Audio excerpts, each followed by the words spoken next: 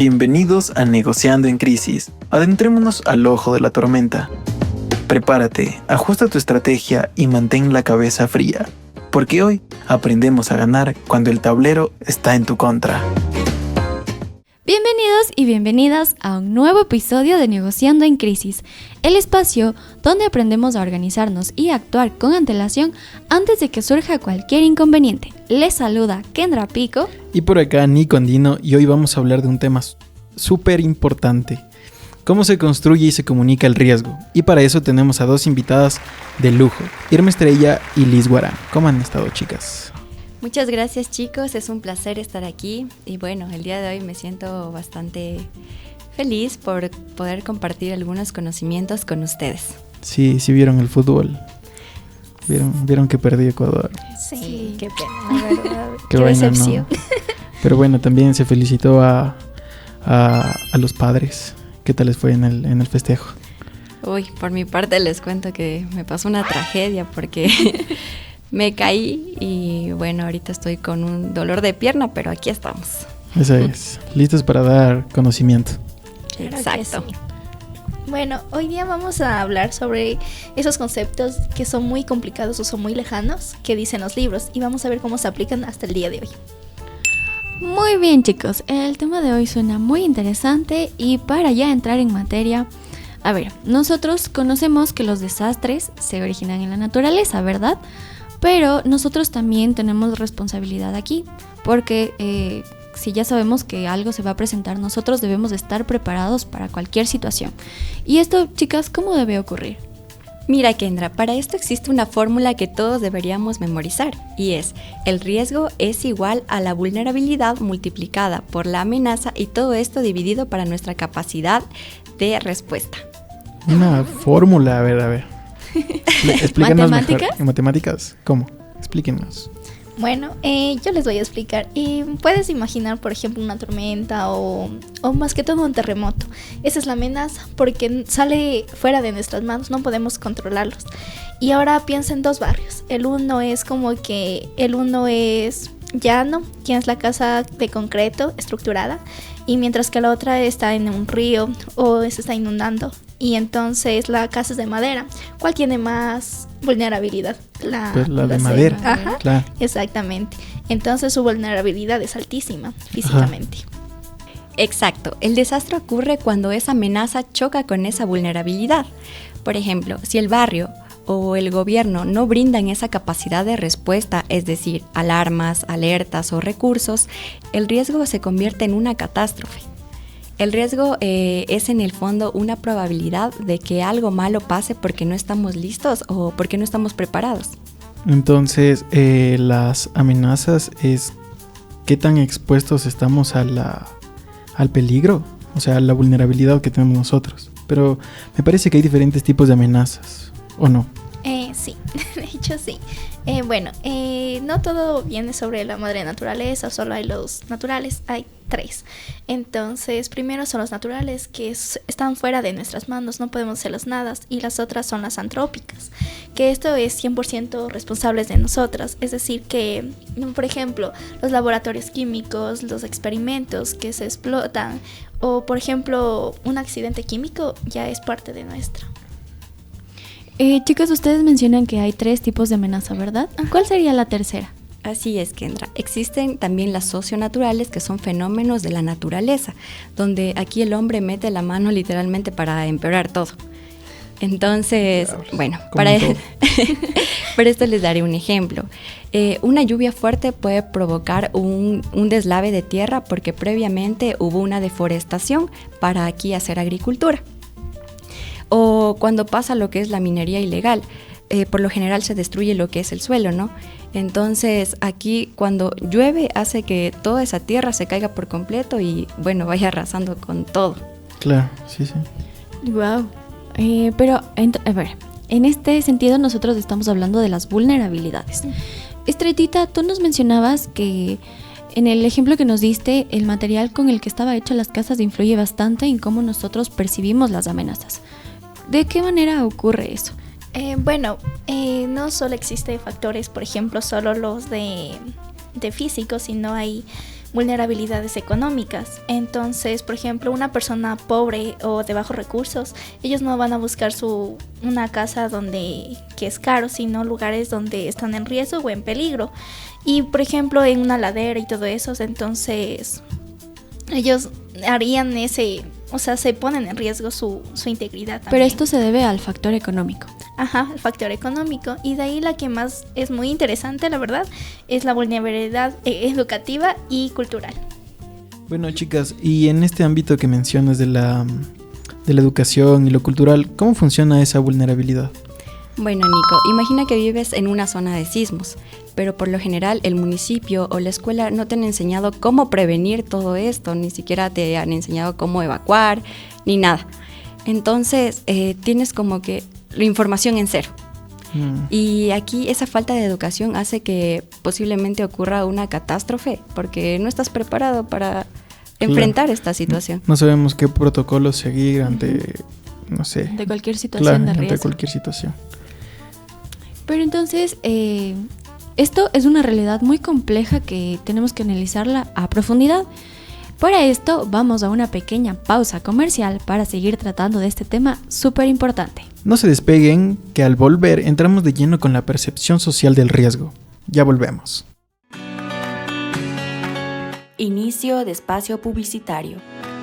Radio Faxo es una radio estudiantil universitaria dedicada a informar, entretener, educar, siempre vinculada a los temas más relevantes sociales, culturales y académicos.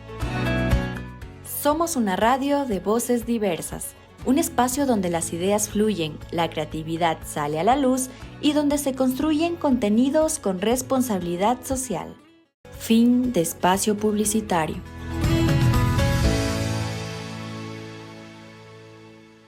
Y estamos de vuelta en Negociando en Crisis, y es muy importante ver cómo todos estos aspectos se conectan. Y en lo personal, un tema que me fascina bastante analizar es la construcción social del riesgo. Chicas, ¿sobre qué trata este aspecto? Claro que sí, Kendrita. El concepto principal de aquí es la percepción. Y bueno, aquí, para hacerlo un poquito más corto el tema, entonces aquí sería de que no es algo individual y tampoco numérico, sino que la percepción es algo social y cultural. Por ejemplo, no es algo como que un objetivo, la termográfico o la sismografía, de que si hay un problema. Entonces, lo que sí tiene que ver la percepción es de que tú tienes que ver a la gente qué es lo que ve y qué es lo que siente. Estrellita, ¿nos puedes dar un ejemplo para entender mejor esto? Claro que sí, Nico. Bueno, primero podemos imaginar, por ejemplo, a las personas que viven en las faldas del volcán. Por ejemplo, aquí nos hablaba sobre el volcán Tungurahua. Por ejemplo, las personas de ahí, de Baños, no querían salir porque ellos decían de que el volcán es parte de ellos. Es parte de ellos, como que mi abuelito me dijo de que el volcán siempre nos va a cuidar. Ellos se quedan con esa percepción, con esa cultura. Y bueno, digamos, vienen unos científicos a ver todo eso y dice, ustedes están en peligro, es el 90% de evacuación. Y ellos dicen, no, pues ellos están con su cultura de decir, no, mi abuelito me dijo esto y no se van a mover. Y esa es la percepción que se da de forma cultural, porque se construye socialmente. Claro, o sea, al final no se trata solo de como dar datos fríos, sino también de entender el punto de vista de la otra persona para como que generar esa relación de confianza y hacerle entender que están en una situación de riesgo y que esto va a poner en peligro su integridad. Exacto, Kendra. Y ahí está el error crítico que suelen cometer las autoridades, que es ignorar estos contextos sociales y culturales al brindar una mala información. Aquí creen que lanzar un boletín lleno de datos o estadísticas, creen que la gente va a entender, pero muchas veces no es así. La gente se siente como que mal informada, entonces esto puede causar un fracaso en la comunicación. Claro, porque de nada sirve que el gobierno te mande un papel lleno de datos, de cifras, de tecnicismos que ni siquiera van enfocados a la comunidad a la que se van a enfrentar, y por ende pues deben pensar en cómo comunicarse y cómo llevar una buena comunicación con esa sociedad, con ese pueblo al que se van a enfrentar. Y claro, si no hacen eso, a la final la comunicación se va a romper y por ende no va a haber esa buena compenetración entre los dos. Así es, Nico. Para saber resolver de manera adecuada todas estas situaciones de conflicto que se presenten, es necesario saber cómo comunicar. Y aquí nace la pregunta clave: ¿cómo se transmite toda esta información a la sociedad? Y también, ¿por qué la comunicación del riesgo se aplica desde 4 modelos muy claros? Chicas, cuéntenos. Claro que sí, Kendrita. Bueno, existen bastantes modelos, como dijiste, 4. Bueno, aquí voy a hablar sobre el modelo de la percepción. Por ejemplo, las personas, como mencionaba antes, lo que ve, lo que siente. Por ejemplo, algo claro, por ejemplo, de las personas del volcán que te estaba explicando, Nico, no querían salir por esa percepción, porque tenían su idea de que no les iba a pasar nada. Y el modelo de transmisión, que es algo más tradicional, es, por ejemplo, de avisar a la gente la información de arriba hacia abajo. Y también, por ejemplo, los boletines que antes enviaban, por ejemplo, que ya estaba en alerta naranja, está en alerta roja. Entonces se divulgaba la información de arriba hacia abajo para que las personas entre ellas se puedan comunicar y también ahí poderse ayudar.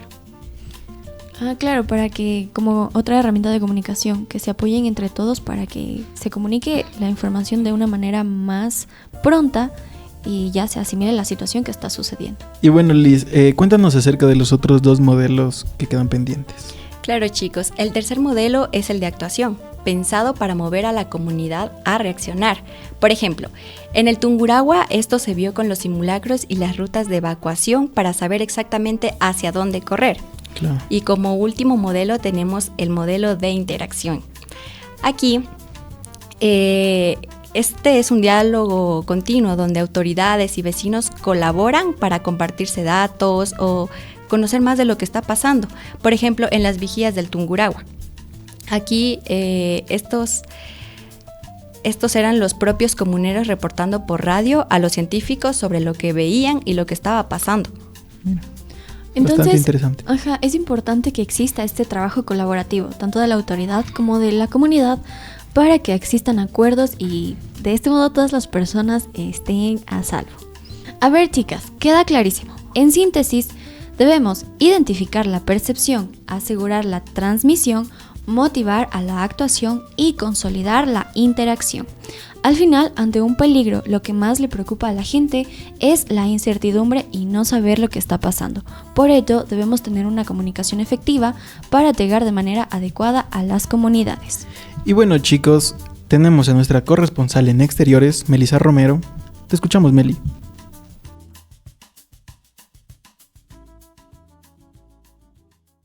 Solemos pensar que un desastre es culpa de la naturaleza, pero realmente un desastre ocurre cuando nos encuentran mal preparados. Bienvenidos a este segmento, mi nombre es Melissa Romero y acompáñenme en este episodio.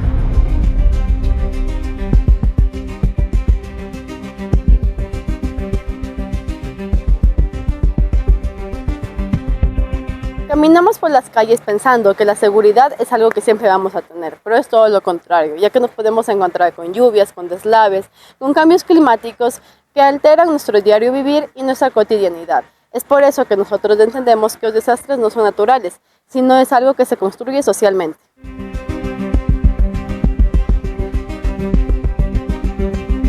Como nos mencionaron Irva y Lisbeth en el podcast, un catástrofe parte de 2 fenómenos. Primero tenemos la amenaza, que es el fenómeno físico que podemos evitar, y por otro lado tenemos la vulnerabilidad a la que estamos expuestas. Esto tiene que ir en conjunto con las instituciones, ya que si no estamos preparados, el catástrofe puede ser inminente.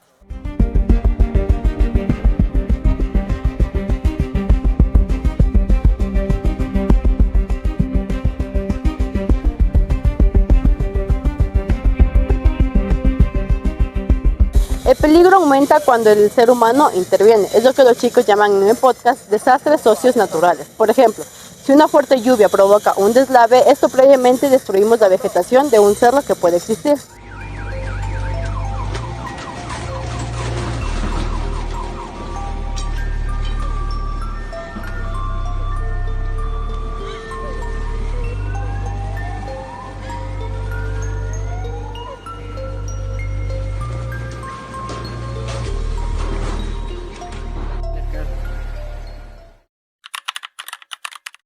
O sea, estaríamos un poquito preparados porque realmente con el poder de la naturaleza no sabemos cómo va a ser, con qué fuerza va a darse nuevamente otro tipo de percances que tuvimos. Pero un poquito sí estaríamos ya prevenidos para, de acuerdo a lo que pasó anteriormente, sí, para tomar algunas precauciones, digamos. Bueno, según las recomendaciones tenemos que seguir una ruta de evacuación, que en este caso sería más o menos ir al Parque Italia o algún lugar donde no sea tan perjudicial para el aluvio, porque como vemos esto es una bajada, entonces vendría desde la parte de arriba del aluvio. Sí, hace algunos meses incluso entregaron algunos volantes con indicaciones diciéndonos la forma correcta en la que debemos evacuar y, por ejemplo, el sector, la zona donde podemos ir. La vez que pasó ese percance del deslave, los vinieron los primeros días, luego se olvidaron, no hemos tenido otras capacitaciones. Es típico que pasa con estas autoridades que el momento de que hay ese tipo de cosas se ponen a ver que supuestamente trabajan. Pero lamentablemente eso lo queda en ofrecimiento o a los primeros días toman acciones sobre el caso y luego se olvida. La naturaleza pone los fenómenos climáticos, pero nuestras decisiones colectivas construyen el peligro. No olvidemos que ante una emergencia, ignorar las reglas de la comunicación pone en riesgo millones de vidas. Gracias, Meli, por el aporte que nos has dado. Ha enriquecido mucho al tema que estamos tratando el día de hoy. Y bueno, chicos, el tiempo se nos ha ido volando como cual gaviota en la playa. Y estamos llegando ya casi al final del programa. Pero antes de irnos, quisiera pedirles un último consejo muy cortito para nuestros oyentes. ¿Qué idea clave nos debemos quedar hoy sobre el manejo y la comunicación del riesgo y de la crisis? Bueno, yo les diría a todas las personas que nos están escuchando de que el riesgo no es solo un dato frío o un papel ahí de las autoridades que nos digan qué es lo que hacer, sino lo importante es escuchar a la gente, escucharnos a nosotros mismos incluso para poder nosotros reflejar eso. Y bueno, comunicar es escuchar, porque cualquier plan de que tú hagas así esté bien estratégico, si tú no aprendes a escuchar bien a tu comunidad, no te va a salir bien o va a fracasar. Gracias. Totalmente de acuerdo. Y por mi parte es importante que recuerden que la naturaleza responde a todo aquello que hacemos.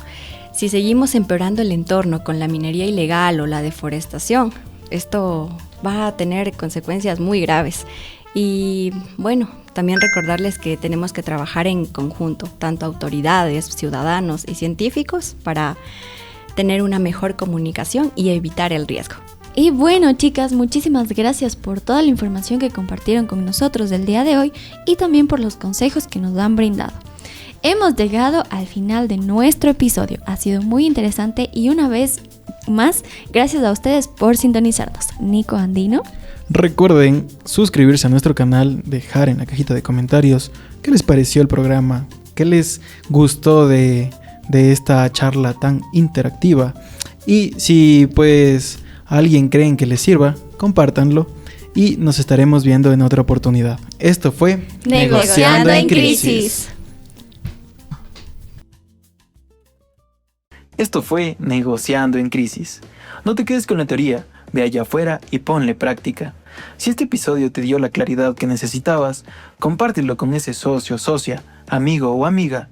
Y recuerda suscribirte a nuestro canal. Y cuéntanos en los comentarios qué aprendiste hoy, qué fue lo más interesante y dónde lo pondrías en práctica. Nos vemos en un próximo episodio.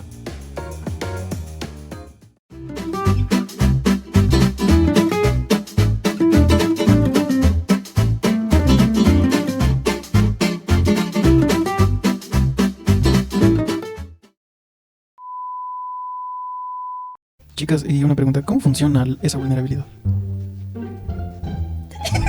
¿Cómo funciona?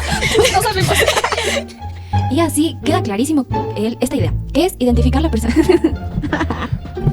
La cara de la Lucy. Esta de grabar desde aquí la cara de Lucy y Diego. Sí. Muchas gracias a ustedes dos por... Déjame llorar.